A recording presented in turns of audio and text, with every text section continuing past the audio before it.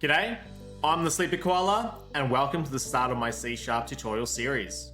C# is a powerful and versatile programming language widely used in the game and software development industries. In this series, I will cover the basics of C#, including variables, data types, control structures, and more. Before starting, ensure you have VS Studio Code and .NET 6.0 installed on your computer. To install VS Studio Code, check out my step-by-step video guide for a detailed explanation of the installation process. Once you have VS Studio Code installed, you can install .NET 6.0 by going to the official website and downloading the latest version, links down below. From here, you will need to install the C# extension for VS Studio Code.